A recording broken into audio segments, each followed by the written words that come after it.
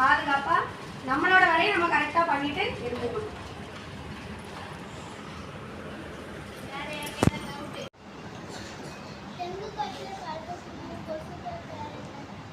அந்த கொசுவோட பேரே ஏடிஸ் கொசு.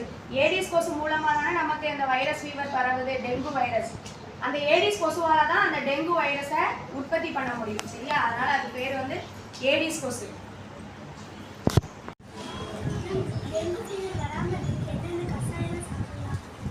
நிலவேம்பு கஷாயம் சாப்பிடலாம். பப்பாளி இலைய நம்ம வீட்டில் இட்லி அவிப்போம்லாமா, அந்த இட்லி சட்டி நம்ம அரைச்சி குடிக்கிறத விட நம்ம இட்லி அவிப்போம்ல, அந்த இலைய அது மேலே வச்சு ஆவி ஆவி வரும்ல, அதுக்கப்புறம் அந்த இலையில உள்ள ஜூஸை எடுத்து கூட சாப்பிடலாம். அந்த மாதிரி சாப்பிடலாம். அப்புறம் வாரம் ஒரு முறை நான் சொன்னல அந்த சுக்கு மிளகு அதை கூட நம்ம முந்தி கொடுப்பாங்கல்ல, சின்ன பிள்ளைல கொடுப்பாங்கல்ல, அதே இது அது எல்லாமே நோய் எதிர்ப்பு சக்தியை நம்ம உடம்புக்கு நல்லா தரக்கூடிய இதுதான் அந்த நிலவேம்பு கஷாயம், பப்பாளி கஷாயம், அப்புறம் இந்த சுபநீர் கஷாயம்னு ஒன்று உண்டுல்ல, சுபநீர் அந்த மாதிரி கஷாயம். அப்புறம் நல்ல காய்கறிகள் பழங்கள் நிறைய சாப்பிடலாம். சரியாம்மா? அதுவுமே நமக்கு என்னது, நம்ம உடம்புல உள்ள ஹீமோகுளோபின் அளவை வந்து அதிகப்படுத்தும். காய்கறி பழங்கள் ஜூஸு இந்த மாதிரி நிறைய இந்த டைம் எடுத்துக்கணும். சரி, நம்ம எப்போதுமே சாப்பிடுவோம். ஆனால் இந்த மாதிரி மழை டைமில் வந்து என்ன ஆகும், இந்த மாதிரி நிறைய இதெல்லாம் வர்றதுனால நம்ம வந்து நோய் எதிர்ப்பு சக்தியை தூண்டக்கூடிய இந்த மாதிரி பொருளெல்லாம் நிறைய சாப்பிடலாம். சரியா? பாத்ரூம் போயிட்டு எல்லாரும் என்ன பண்ணணும், கையை கால் எல்லாருமே என்ன பண்ணுறீங்க, அப்படியே எழுப்பி வாரீங்க, அப்படி வரக்கூடாது. ஹேண்ட்லாம் வாஷ் பண்ணிட்டு வரணும். ஏற்கனவே நம்ம ஸ்கூலில் உங்களுக்கு அவேர்னஸ் கொடுத்துருக்காங்கல்ல, ரெஸ்ட் ரூம்லாம் போனால் என்ன பண்ணணும், நீட்டாக போயிட்டு வரணும். சரியாம்மா? அங்கே நின்றுட்டு விளையாடக்கூடாது. அதுக்கப்புறம் ஹேண்ட் வாஷ் பண்ணணும். வீட்லேயும் இதே மாதிரி காலையில் என்ன செய்யணும், மோஷன் போகும்போது எல்லாரும் சோப் போட்டு கழுவிங்களா, சோப் போட்டு ஹேண்ட் வாஷ் பண்ணணும். டெய்லி நல்லா குளிச்சுட்டு வரணும். காய்ச்சல் இருக்கவங்க மட்டும், அதாவது காய்ச்சல் இருக்கவங்களும் குளிச்சுட்டு வராங்க, காய்ச்சல் அதிகமாகும். அப்புறம் என்ன செய்யணும், உங்களால் குளிக்க முடியலன்னா வெந்நி வச்சு குளிக்கணும். சரியாம்மா? வெந்நி வச்சு டெய்லி நம்மளை நம்ம எப்போதுமே சுத்தமாக வச்சுக்கணும். இந்த டைம்னு இல்லை, எப்போதுமே நம்மளை நம்ம சுத்தமாக வச்சுக்கணும். சரியாம்மா? அப்புறம் கொசு அதிகமாக பரவல ஈவினிங் போய் என்ன செய்யணும், எல்லாரும் தேங்காய் என்ன செய்யணும், தேங்காய் நம்ம உடம்புல தேய்ச்சோன்னா கை கால் முதல் லைட்டாக அப்ளை பண்ணிக்கலாம். சரியா? அந்த இது தேய்ச்சாலும் கொசு வந்து நம்மளை கொசுவால் நம்மளை என்ன செய்யாது, கடிக்க முடியாது, நம்ம ரத்தத்தை உறிஞ்ச முடியாது அதால். சரியா? இந்த மாதிரிலாம் பண்ணலாம். வேற என்ன பண்ணலாம்னா தண்ணிலாம் நல்லா சுட வச்சு குடிங்க. சரியா? சுட வச்சு ஆற வச்சு அதுக்கப்புறம் குடிங்க. காய்ச்சல் வந்தால் ஃபஸ்ட்டு டாக்டர்கிட்ட போய் காமிக்கணும். சரியாம்மா? ஒரு நாள் அந்த காய்ச்சல் வந்தால் என்ன செய்யும், 3 நாளைக்கு மேலே காய்ச்சல் இருக்கும்.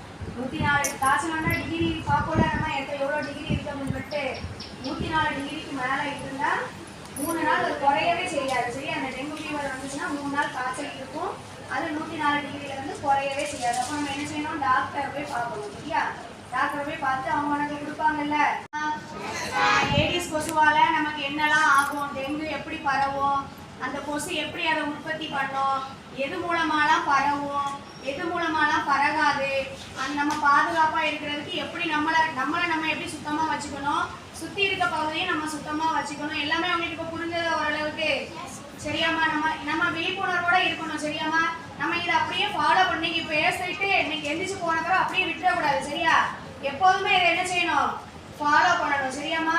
அப்புறம் நம்மளை சுற்றி இருக்க, இப்போ நீங்கள் ஸ்கூலுக்கு கொண்டு வரீங்க பேக்கெல்லாம் என்ன பண்ணுறீங்க, பேப்பரெல்லாம் கிழிச்சு அப்படியே உள்ளே போட்டு அதுக்கு மேலே புக்கை வச்சு அப்புறம் ஷார்ப் பண்ணி அது பேக்குள்ளேயே போட்டு என்ன குப்பை மாதிரி தானே வச்சுருக்கீங்க பேக்கை, அப்படிலாம் வைக்கக்கூடாது. சரியா? வீட்டுக்கு போனோன்னா நம்மளே நம்ம சுத்தமாக வச்சுக்கணும். நம்மகிட்ட இருக்க பொருள் நம்ம சம்மந்தப்பட்ட எல்லாரையுமே நம்ம சுத்தமாக வச்சுக்கணும். சரியாம்மா?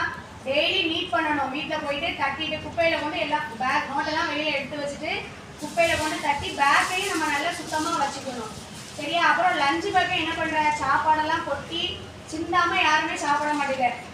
நல்லா கொட்டாமல் அப்படி என்ன பண்ணுற, உள்ள டிஃபனும் அப்படியே எடுத்து வச்சுருக்க. அப்புறம் வீட்டில் போய் அதை தட்டுறது கிடையாது.